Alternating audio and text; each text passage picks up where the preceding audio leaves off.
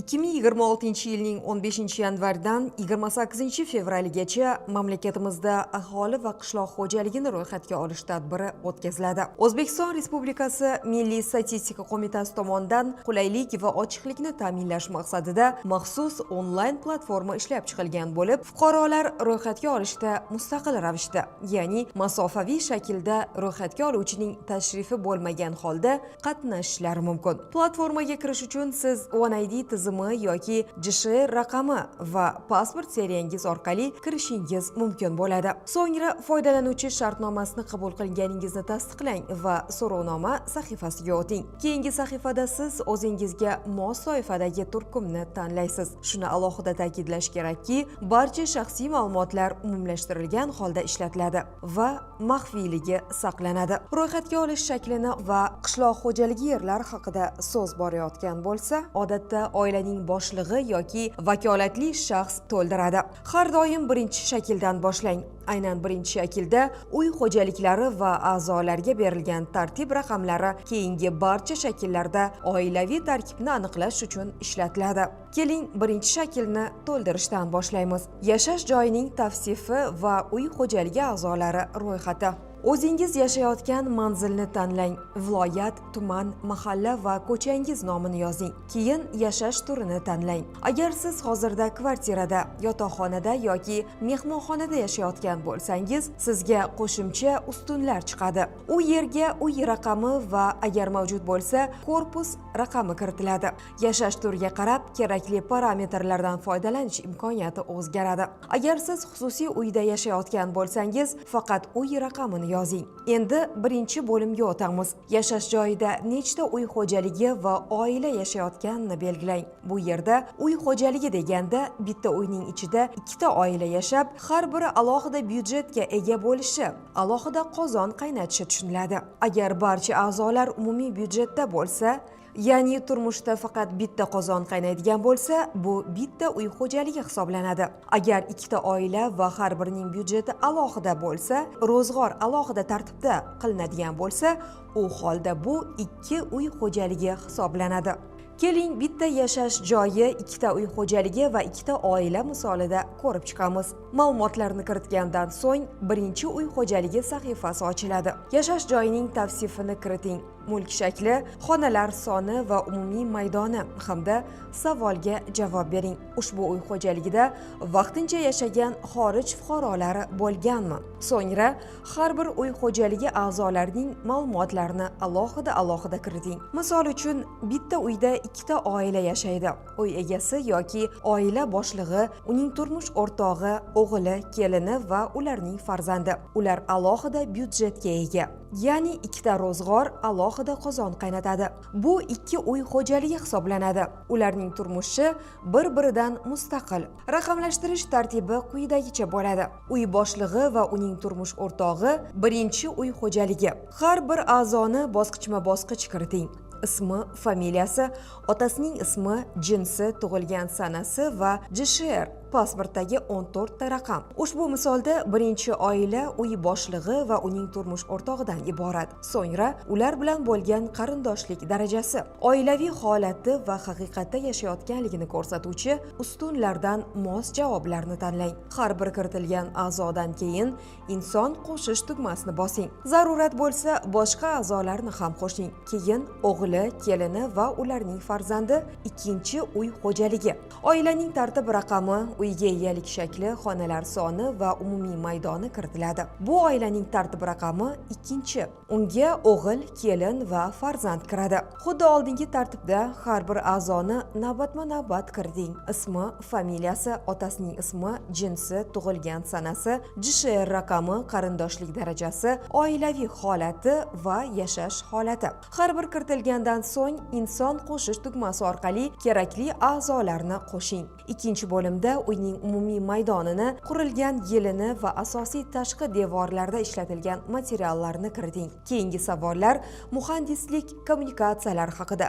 Suv, gaz va elektr ta'minoti, issiq suv, isitish tizimi va internetga ulanish. Sanitariya gigiyena qulayliklari bo'limida hojatxonaning holati va mavjudligi haqida sizning sharoitingizga mos variantlarni tanlang. Shuningdek, ushbu uy xo'jaligida qishloq xo'jaligi yerlari, chorva yoki parrandalar mavjudligini belgilang va agar mavjud bo'lsa, uy xo'jaligidagi a'zolar ro'yxatidan dehqon xo'jaligi boshqaruvchisini tanlang. Shundan so'ng ikkinchi shaklni to'ldirishga o'ting. Ikkinchi shakl bu individual savollarni o'z ichiga oladi. Oila boshlig'i yoki vakolatli shaxs qolgan a'zolar bilan birga avvalgi kiritilgan ma'lumotlarga asoslangan, biroq chuqurroq savollarga javob berishadi. Ekranda avtomatik tarzda birinchi satrda oila boshlig'ining turmush o'rtog'i chiqadi. So'ngra tug'ilgan joyi, har bir respondentning yashash joyi haqida ma'lumot berilishi kerak.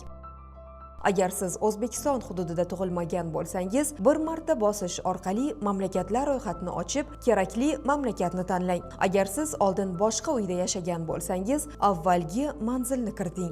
Bir nechta mamlakatda 1 yil va undan ko'proq yashagan bo'lsangiz, eng oxirgi yashagan mamlakatingizni tanlang. So'ngra fuqarolik, millat va til bilish darajasi haqidagi savollarga javob bering. Keyingi qadam ta'lim darajasi, kasb, daromad manbai haqida. Variantlar har xil bo'lishi mumkin. Sizga qulay bo'lishi uchun ularning barchasi alohida ajratilgan. Har bir respondent bo'yicha ma'lumotlar platformadagi tartib asosida alohida to'ldiriladi. Yana bir muhim jihat, 15 yoshgacha bo'lgan bolalar haqidagi savollar individual xususiyatlarga ega. Ta'lim ustunida bola boradigan bog'cha yoki maktabni, ta'lim muassasasi turini va mavjud yashash manbaini ko'rsating.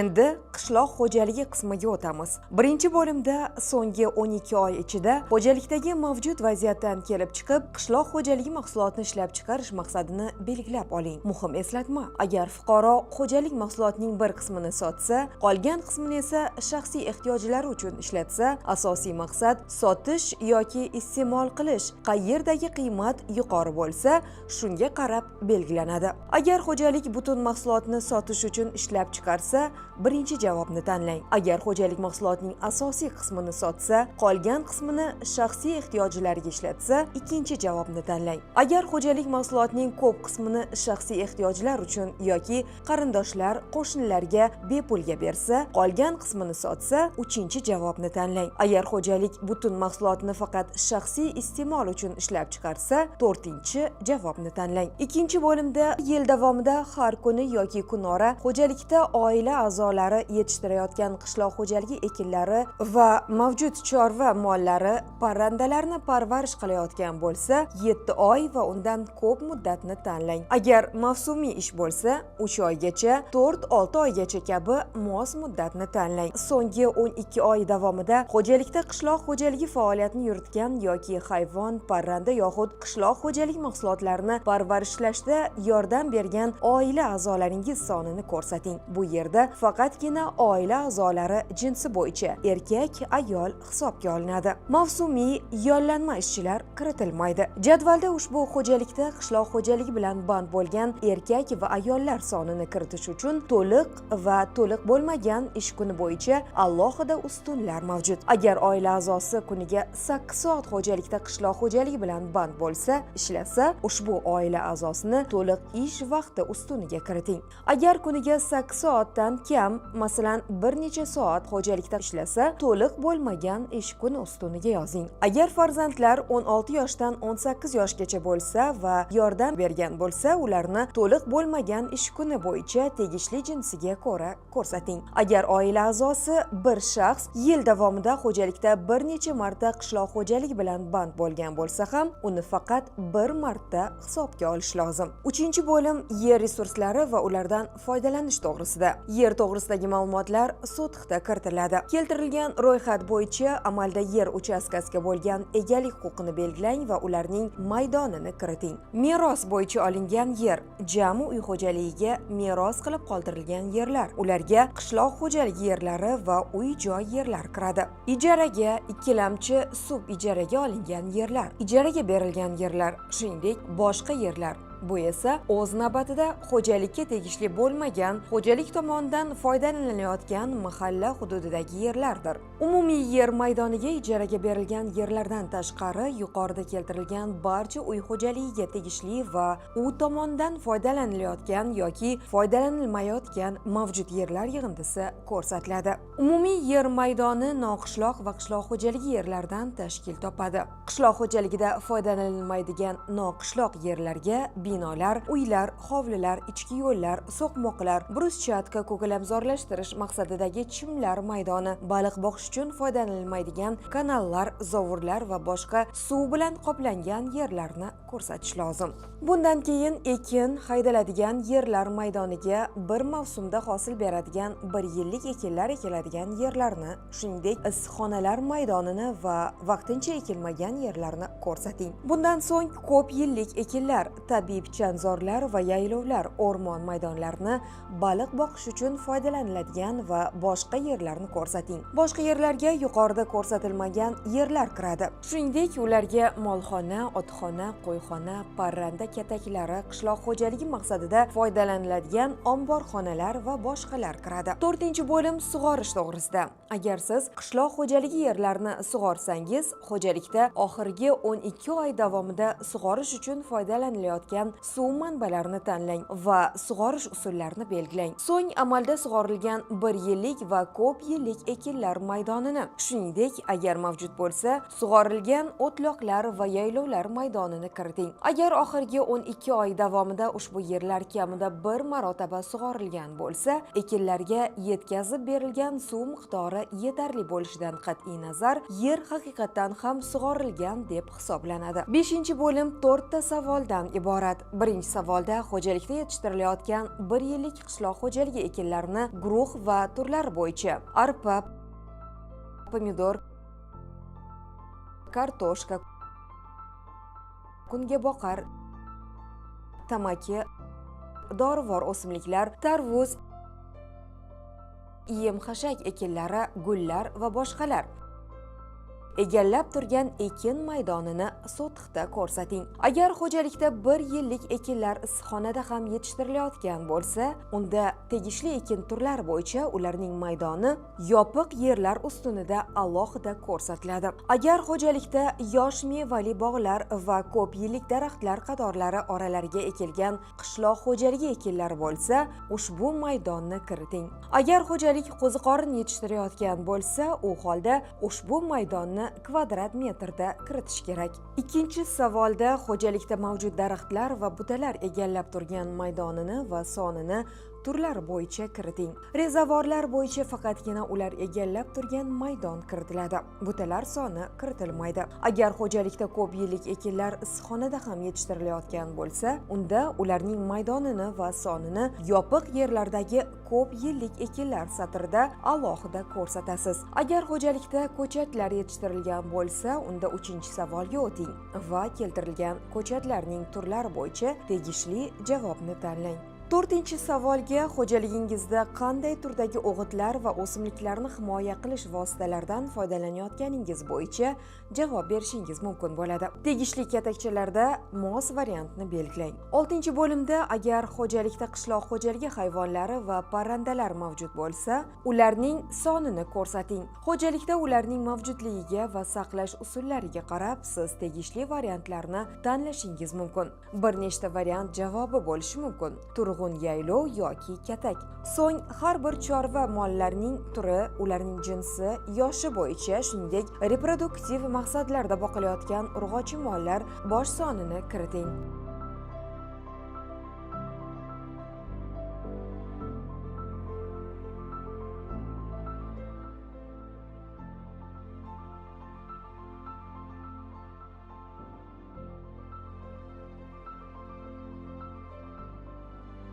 Agar xo'jalikda qishloq xo'jaligi parrandalari bo'lsa, ularning sonini kiriting. Agar xo'jalik asalarichilik bilan shug'ullansa, unda mavjud asalarilar sonini donada kiriting. Oxirgi 7-bo'lim baliqchilikka bag'ishlangan. Agar xo'jalik baliqlarni ko'paytirish va boqish bilan shug'ullansa, ijobiy javobni belgilang va qaysi suv havzalarida baliq yetishtirish amalga oshirilishini tanlang. Agar baliq yetishtirish sun'iy suv havzalarida amalga oshirilsa, 3-bo'limning yer resurslari va ulardan foydalanish 2-savolida siz baliq boqish uchun foydalanilayotgan yerlarni ko'rsatishingiz lozim. Agar xo'jalik baliq boqish bilan shug'ullanmasa, tegishli yo'q javobini tanlang. Keyin esa saqlash tugmasini bosing. Hurmatli respondent, ma'lumotlarni kiritib bo'lganingizdan so'ng aholi va qishloq xo'jaligini ro'yxatga olish savolnomasi yuzasidan o'z fikrlaringizni bildirishingiz mumkin. So'rovnoma muvaffaqiyatli yakunlangandan so'ng qatnashganingizga minnatdorchilik sifatida sizga sertifikat taqdim etiladi. Tabriklaymiz. Siz O'zbekiston kelajagiga befarq bo'lmadingiz.